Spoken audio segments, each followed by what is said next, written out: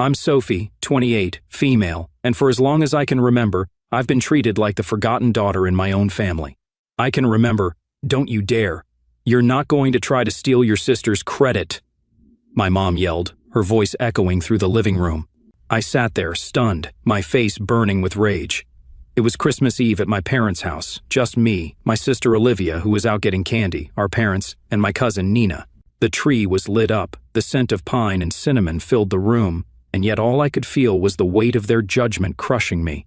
My sister Olivia, the golden child, could walk on water as far as my parents were concerned.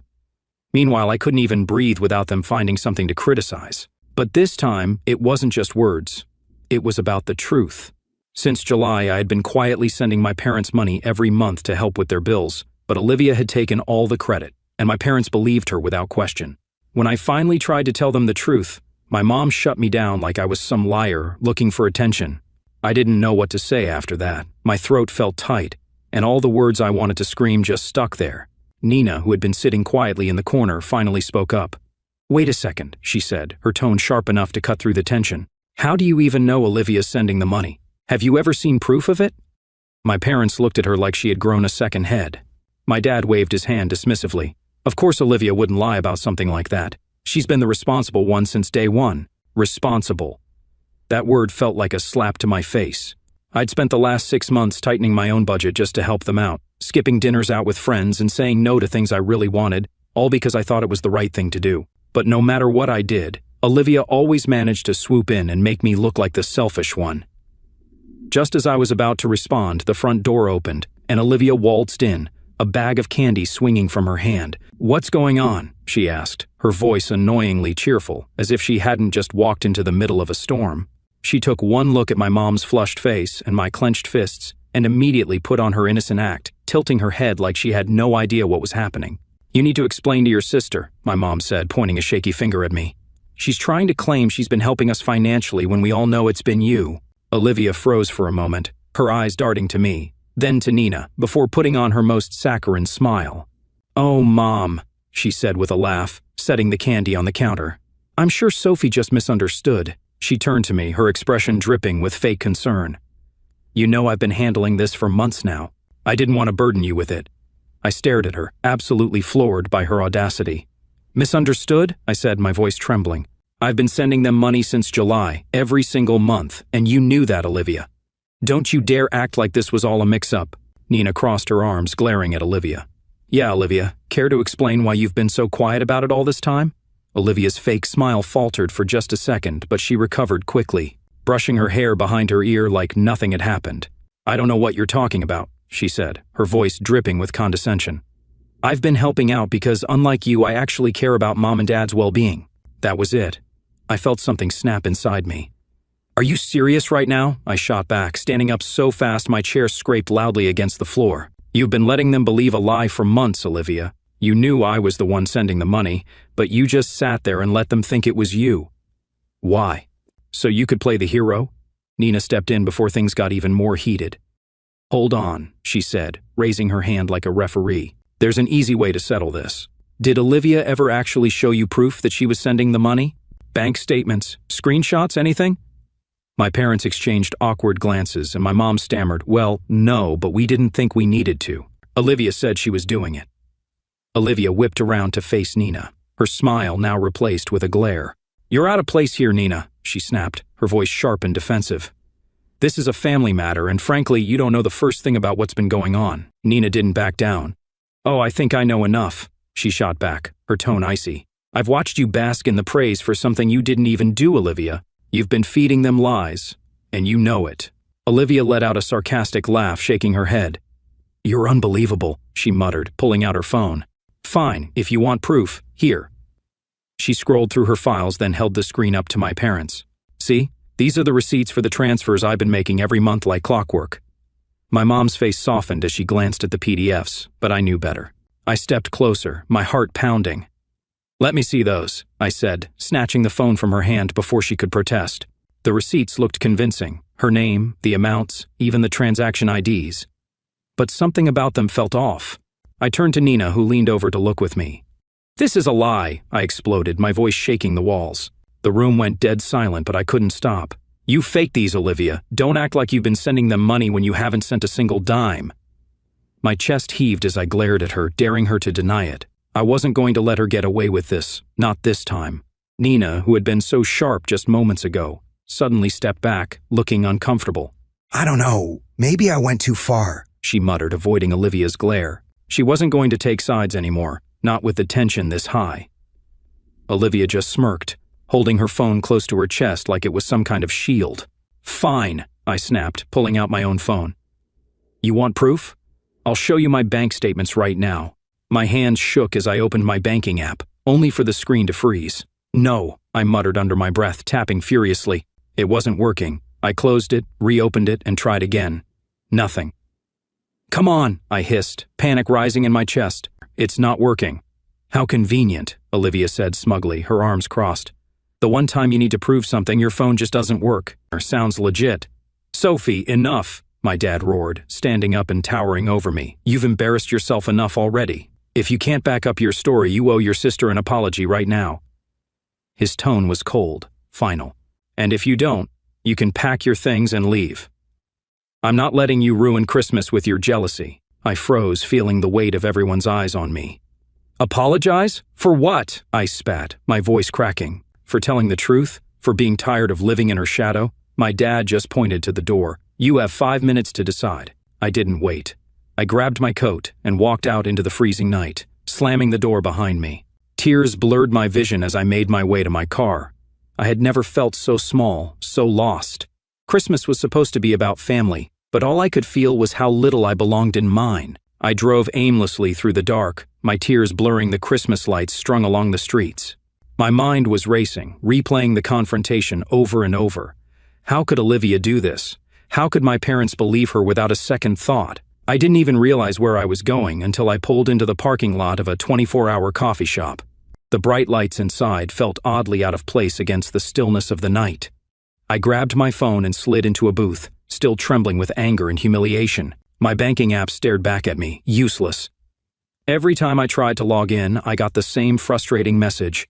We're experiencing a major technical issue. All services, including ATMs, are temporarily unavailable. We're working to resolve this as soon as possible. Thank you for your patience. Patience. I needed proof now. I refreshed the app again and again as if sheer willpower could force it to work, but it was no use. The universe had it out for me tonight. An hour passed. I was still staring at my phone, empty coffee cups scattered around me, when a message popped up. It was Nina. Hey, are you okay? I've been thinking, and if you need a place to crash, my door is open. I'm not sure what to believe right now, but you've always been honest with me. Let me know. For the first time that night, I let out a shaky breath. Nina believed me, or at least part of her did. She was torn, and I couldn't blame her. Olivia's so-called proof had been convincing enough, and with my app down, I had nothing but my word to fight back. Still, her message gave me a small glimmer of hope. At least someone wasn't completely against me. My parents lived in a small town, the kind where everyone knows everyone else's business. I'd only come back for the holidays, hoping for a quiet Christmas with family. Instead, I found myself driving through empty streets to Nina's house, clutching the steering wheel as if it could hold me together. When I pulled into her driveway, she was already at the door, wrapped in a blanket and holding a mug of tea. Come in, she said softly, her expression a mix of worry and hesitation. I stepped inside and she didn't press me to talk right away. She just handed me a mug and led me to the couch, where I finally let out the breath I'd been holding since I walked out of my parents' house. I'm not lying, Nina, I said. After a few minutes of silence, my voice cracked, but I forced myself to keep going. I swear to you, I've been sending them money every month since July. Olivia knew, and she let them think it was her. Those receipts she showed, they're fake. I know they are. Nina nodded slowly, still unsure. I believe you, she said hesitantly, but you have to admit it doesn't look great right now, especially with the app not working. It's like the perfect storm. I know, I whispered, my frustration boiling over. But tomorrow, if the bank system is back up, I'll show them the proof. I'm not stepping foot in that house for Christmas Day unless I can prove Olivia's been lying. Nina sat back, looking thoughtful. Everyone's going to be there tomorrow, she said quietly. Your parents, Olivia, the whole family. If you walk in with proof, there's no way she can weasel her way out of it. Exactly, I said firmly. I'm not going to let her keep making me the bad guy, not anymore. Nina gave me a small, encouraging smile. Well, you can stay here as long as you need to, and tomorrow, let's hope the bank system is back up. The next morning, I woke up feeling a sliver of hope, thinking maybe, just maybe, the universe had decided to cut me some slack. But as I reached for my phone and opened the bank app, my stomach dropped. The same message stared back at me. We're still experiencing a major technical issue. Services remain unavailable. Thank you for your patience. I groaned, running a hand through my messy hair. Still down, I muttered, tossing the phone onto the bedside table. For a moment, I just sat there staring at the ceiling, my mind racing for alternatives. How was I supposed to prove anything without access to my account? Nina knocked softly on the door before peeking in. "Morning," she said, holding 2 mugs of coffee. Her face fell when she saw mine. "Still no luck?" I shook my head, taking the mug from her. "Nothing. I don't know what to do, Nina. I can't just walk in there with my word against Olivia's. They'll never believe me." She sat down beside me, tucking her legs under her. "There's got to be another way," she said, thinking out loud. "Can you call your bank? Maybe they can verify the transfers over the phone?" I considered it for a moment but knew it wouldn't work. Even if I called the bank, my parents weren't going to let me sit there on the phone in front of them. They'd just dismiss it as another excuse. Besides, it was Christmas Day, and all the bank branches were closed. I tried calling their customer service line anyway, but all I got was an automated message. "We are experiencing high call volumes due to a technical issue. Please try again later." I hung up, frustration boiling over. Everyone must have been calling for the same reason, and now I was completely stuck. "I have to think of another way," I muttered, more to myself than to Nina. "I can't just show up empty-handed." Sitting at Nina's kitchen table, staring blankly at my coffee cup, I felt completely stuck. Every option seemed like a dead end. "There has to be a way," I mumbled more to myself than to Nina, who was scrolling on her phone nearby. Something Olivia didn't think of when she faked those receipts. I picked up my phone for the 100th time, scrolling aimlessly through apps and emails, hoping for inspiration. That's when it hit me. The emails. Every time I made a transfer to my parents, I got an automatic confirmation email from the bank. Those wouldn't be tied to the app or the bank's current technical issues. I nearly dropped my phone as I scrambled to search my inbox. It didn't take long. There they were, clear as day, monthly email confirmations from July through December, showing the exact amounts I'd transferred and the same account numbers linked to my parents. "Nina," I practically shouted, spinning my phone around for her to see. "Look at this, the emails. They're all here. It's all the proof I need." Relief and determination flooded through me at the same time. Nina's eyes widened as she read over the emails, her face breaking into a smile. "You've got her now," she said, her voice steady with confidence. "There's no way Olivia can talk her way out of this." I nodded, my resolve firm. "I'm going to that house, but only with this proof in hand. If she tries to deny it, I'll show them these emails right in front of everyone." For the first time in hours, I felt like I had control again. Olivia's lies were about to unravel, and this time I wouldn't let her get away with it. As I stared at the confirmation emails, a wave of relief washed over me, but it was quickly followed by a twinge of embarrassment. How had I not thought of this earlier? It was so obvious. But then again, I hadn't been thinking clearly since last night. I'd been too overwhelmed by the fight, the accusations, and the sheer humiliation of being called a liar in front of everyone. My mind had been spinning in 100 directions, and honestly, I was just trying to hold it together. "God," I muttered, shaking my head at myself. "I feel so stupid for not checking my email sooner. It's been sitting there this whole time." Nina reached over and squeezed my arm. "Don't beat yourself up," she said gently. "You've been through a lot in the past 24 hours. It's no wonder you didn't think of it right away. The important thing is that you found it now." Her reassurance helped ease some of the shame, though I still felt a little silly. I took a deep breath, steeling myself for what was coming next. "Okay," I said, sitting up straighter. "I've got the proof. I'm going over there, and I'm setting the record straight. If they still don't believe me after this, then that's on them." Nina nodded, her expression firm. "I've got your back, Sophie. Let's go show them the truth." I pulled into my parents' driveway, gripping the steering wheel for a moment before stepping out. The sight of the house decorated with twinkling lights and a cheerful wreath on the door felt like a cruel joke. I wasn't here to celebrate. I was here to expose the truth. Nina gave me a small nod of encouragement before we both walked up to the door. My mom opened it, her face tight with disapproval. "So you decided to come back," she said, her tone sharp enough to make me flinch. Behind her, Olivia was leaning casually against the wall, smirking. "Did you come to apologize, Sophie?" she asked, her voice dripping with mockery. My dad stood further back, arms crossed, looking like he'd rather slam the door in my face. I just want to celebrate Christmas with the family, I said softly, forcing my voice to sound apologetic. I don't want any more drama. My mom narrowed her eyes but stepped aside to let me in. Olivia let out a little snort as I passed her, whispering just loud enough for me to hear. Took you long enough to come crawling back. I clenched my fist but kept my face neutral. Let her think I'd given up. Let them all think I was just here to grovel and move on. I played along, smiling faintly, and staying out of the way as the house slowly filled with relatives, cousins, aunts, uncles. They all greeted me warmly, none of them aware of the storm brewing beneath the surface. As we sat down for dinner, I felt my heart pounding in anticipation. I knew Olivia couldn't resist bringing up last night. It was only a matter of time before she used the moment to paint herself as the victim and me as the villain. All I had to do was wait and make sure my proof was ready. It didn't take long for Olivia to seize the spotlight. As we all sat around the table, passing dishes and exchanging polite conversation, she cleared her throat dramatically. Well, she began, glancing at me with a smirk. I think we all need to address the elephant in the room. The table went silent, all eyes turning toward her. She leaned back in her chair, feigning a look of concern.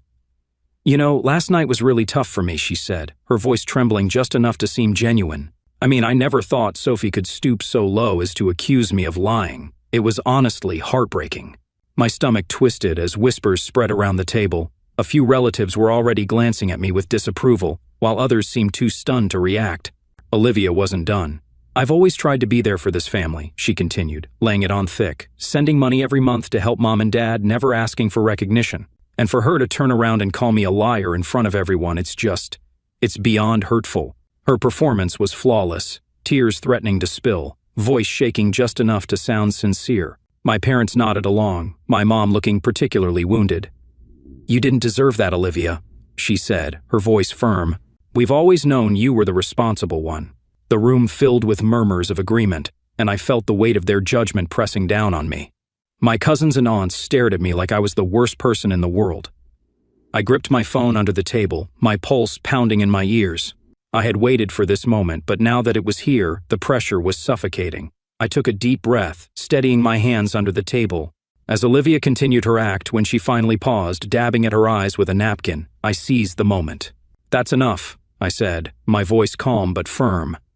Every head turned to me, some with surprise, others with outright disdain. I stood, gripping my phone tightly. You've had your chance to talk, Olivia. Now it's my turn, she scoffed, rolling her eyes. Oh, here we go again. I ignored her and addressed the table instead.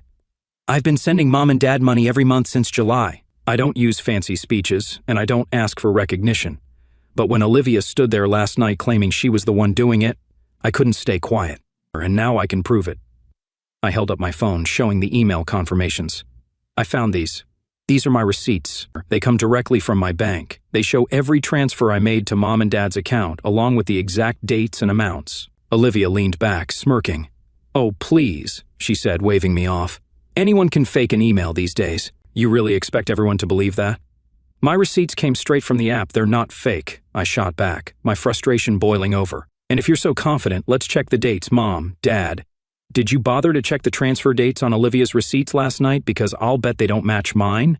My parents exchanged uneasy glances. My dad shifted in his chair, scratching his chin.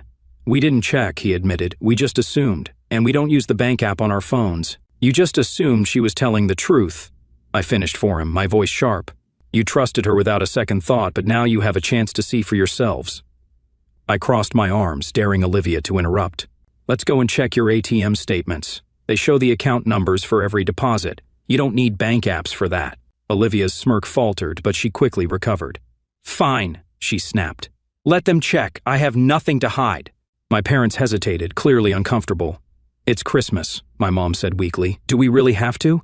Yes, I interrupted, my voice unwavering. We do. Reluctantly, my dad grabbed his coat, and the three of us left for the nearest ATM. The cold night air bit at my skin as we drove in intense silence. At the ATM, my dad pulled out his card and accessed the transaction history. Slowly, he scrolled through the dates, matching them to the statements on my phone.